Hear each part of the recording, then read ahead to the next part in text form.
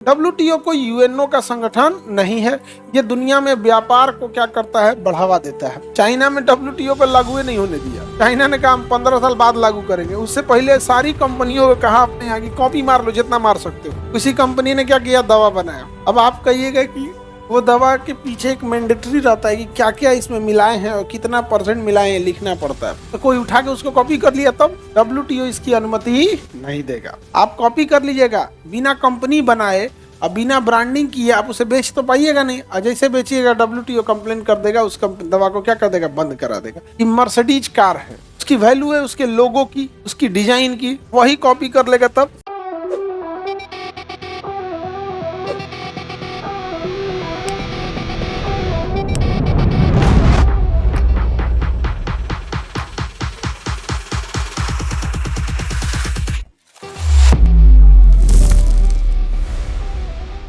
WTO world trade organisation, WTO कोई UNO का संगठन नहीं है। ये दुनिया में व्यापार को क्या करता है, बढ़ावा देता है। अब व्यापार को बढ़ावा देने के लिए कुछ रूल्स रेगुलेशन होते हैं। इंटेलेक्चुअल प्रॉपर्टी राइट को कवर करता है।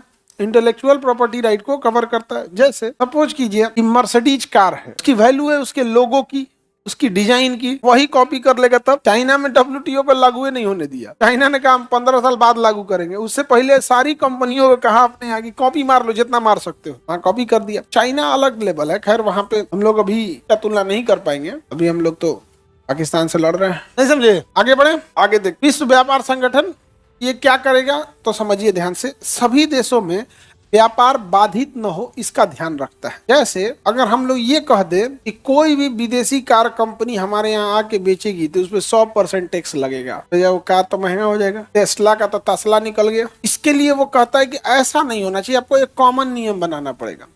तो गवर्नमेंट ने नियम बनाया है, कोई भी अगर मैन्युफैक्चरर डायरेक्ट बाहर से गाड़ी बना के लाएगा और यहाँ बेचेगा तो 100% टैक्स लगाएंगे। अगर चाहते हैं कि उनके साथ भेदभाव ना हो तो इंडिया में उसका कारखाना लगाइए। इस बात पे डब्ल्यूटीओ रेडी हो जाता है। तस्ला इंडिया में कारखाना लगाएगा ही नहीं फिलहाल, और लगाएगा भी ना तो यहाँ से बाहर बेचने में ज्यादा ध्यान देगा, क्योंकि इंडिया के लोगों के पास परचेजिंग कैपेसिटी उतनी नहीं है। 140 करोड़ लोग में से 140 करोड़ लोग में से 100 करोड़ लोग ऐसे हैं जो मोटरसाइकिल नहीं खरीद सकते। हम कोई ऐसा बात नहीं कर रहे हैं। 140 करोड़ में से 100 करोड़ लोग ऐसे हैं कि अगर त्योहार ना आए तो उनके यहाँ नया कपड़ा नहीं बनता है। उनके यहाँ नया कपड़ा मतलब कोई त्योहार या किसी का शादी ब्याह होना चाहिए, वो भी शादी ब्याह अपने परिवार में, ना कि मामा के यहाँ चाचा के यहाँ, ऐसा में नहीं है, अपने फैमिली में। ये ऐसी आबादी 100 करोड़ की है। आप ही बताओ त्योहार ना हो तो आप लोग कितना लोग हैं इसमें जो कपड़ा सिलवाते हैं, ऐसे कपड़ा बनवाते? 2-4 होगा। और पिछवा एगो हाथ उठाया था थोड़ा देख के, लेकिन नहीं लगता है। खैर हो सकता है सर, 100 करोड़ में हम लोग भी आते हैं। आगे बढ़े। वर्ल्ड ट्रेड ऑर्गेनाइजेशन का काम समझ में आ गया। इसके अलावे यह क्या करता है, इंटेलेक्चुअल प्रॉपर्टी राइट को कवर करता है। जैसे कोई दवा बनाया, किसी कंपनी ने क्या किया, दवा बनाया। अब आप कहिएगा कि वो दवा के पीछे एक मैंडेटरी रहता है कि क्या क्या इसमें मिलाए हैं और कितना % मिलाए हैं, लिखना पड़ता है। ऐसी कोई दवा नहीं बना सकते हैं जिसपे आपको पूरा कंपोजिशन बिना लिखे आप छाप सकते हैं। ऐसा हो ही नहीं सकता। ये इंडिया का ड्रग कंट्रोलर ब्यूरो आपको परमिशन ही नहीं देगा। इसलिए कुछ ऐसी दवाइयां होती हैं जिसमें इतना ज्यादा चीज मिला देता है कि लिखने के लिए जगह ही नहीं बचता है। आप देखते होंगे एगो दवाई रहेगा, इतना बड़ा उसका पर्चू रहेगा, दवाइया रहेगा उसमें एगो, इतना बड़ा एरिया दे देगा। तो लिखना क्या है, मैंडेटरी है। तो कोई उठा के उसको कॉपी कर लिया तब दिक्कत नहीं हो जाएगा। डब्ल्यूटीओ इसकी अनुमति नहीं देगा। आप कॉपी कर लीजिएगा बिना कंपनी बनाए और बिना ब्रांडिंग किए, आप उसे बेच तो पाइएगा नहीं। और जैसे बेचिएगा डब्ल्यूटीओ कंप्लेन कर देगा, उस दवा को क्या कर देगा, बंद करा देगा।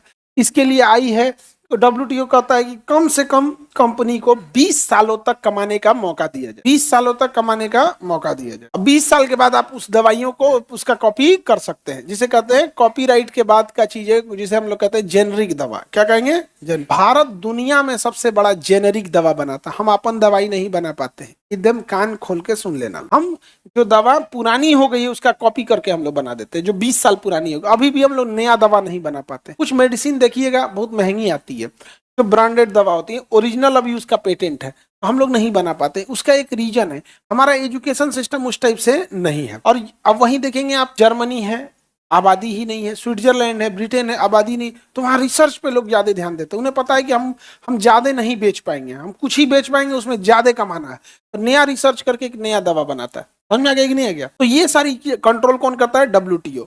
ये अगर कोई व्यापार लिया है, किसी ने व्यापार करने के लिए लोन लिया है, तो लोन की गारंटर कौन बन जाता है? WTO। एक मान के जैसे श्रीलंका ने व्यापार के लिए लोन लिया था, कहा हम नहीं चुकाएंगे, क्या कर लोगे? तो उसके लिए कौन आएगा? WTO। इसके सदस्य मुख्यालय कहाँ है? जनेवा। मुख्यालय कितने सदस्य है? 166।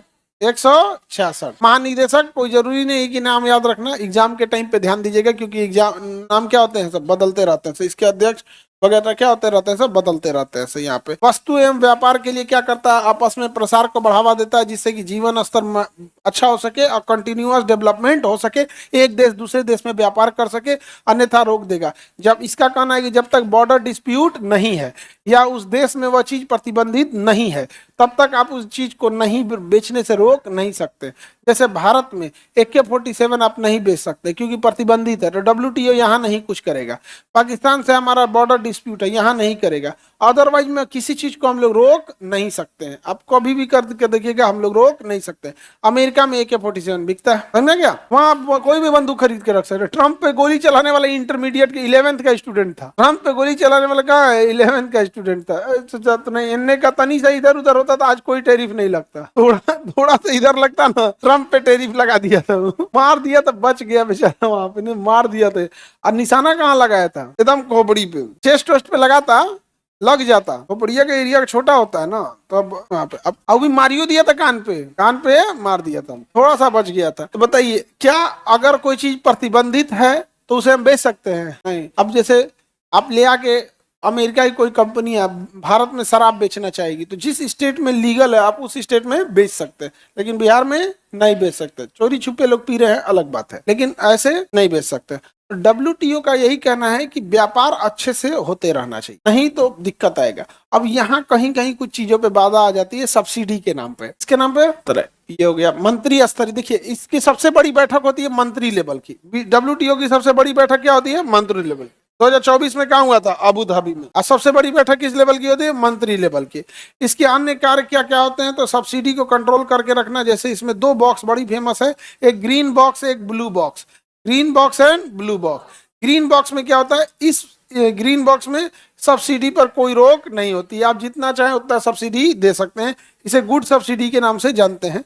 ग्रीन बॉक्स में सब्सिडी दे सकते हैं। अब ये सब्सिडी से क्या कर सकते हैं? गवर्नमेंट प्रभावित कर देती है। देखिए, जैसे मान के चलिए कि WTO ने कह दिया कि आप व्यापार पे रोक नहीं लगा सकते। अब अमेरिका को देखो, भारत से 4 गुना बड़ा है एरिया में, और आबादी कितनी है? 35 करोड़। तो वहां पे लोग भी खाने वाले कम है। दूसरा, एरिया जाने होने की वजह से वहां गेहूं का उत्पादन भी ज्यादा है, और वहां लोग गेहूं ज्यादा खाते नहीं है, वहां लोग प्रोटीन ज्यादा खाते। हमारे यहाँ लोग प्रोटीन उतना नहीं खाते। हमारे यहाँ खाना पेट भरने के लिए खाया जाता है, न्यूट्रिशन उसमें बहुत कम रहता है। तो अमेरिका के पास सरप्लस अमाउंट में गेहूं रहता है। अब WTO, क्या हम उसके गेहूं को रोक लगा सकते हैं? नहीं। तो WTO कहता है इसके गेहूं को नहीं लगा सकते हैं। तो 2013 में लास्ट में मनमोहन सिंह ने खाद्य सुरक्षा बिल लाया था, उनका आखिरी विधेयक था। अब उसके उन्हीं के साथ अभी देखिएगा राशन पे कितना मिलता है? गेहूं चावल मिलता है। अब उसको 1 रुपया गेहूं, 2 रुपया चावल गेहूं कितना रुपए मिलता है? किलो पर नहीं, इसे राशन कार्ड पे 3 रुपया। अरे गधो, उसका भी प्राइस है 2 या 3 रुपया। तो वो सब्सिडी गवर्नमेंट अगर 2-3 रुपया ले रही थी तो वो भी सब्सिडी था। अभी फ्री कर दिया, वो भी क्या हो गया? सब्सिडी है। अब बताओ, कोई गेहूं अमेरिका खरीदेगा? जब उसको राशन कार्ड पे गेहूं फ्री मिल रहा है तो अमेरिका खरीदेगा? ये है आपका किसके अंतर्गत आता है? ग्रीन बॉक्स के अंतर्गत। अब WTO कह रहा है कि आप तो सब्सिडी देकर हमारे सामान को ही क्या कर दे रहे हैं? महंगा बना दे रहे हैं। तो ये ग्रीन बॉक्स में आता है। अगर आपके देश में कोई नेशनल मुद्दा है तो उस पर आप सब्सिडी दे सकते हैं। तो इस वजह से हम लोग ग्रीन बॉक्स के तहत क्या कर सकते हैं? सब्सिडी दे सकते हैं। ब्लू बॉक्स में क्या आता है? सब्सिडी दे भी सकते हैं, सब्सिडी नहीं भी दे सकते हैं।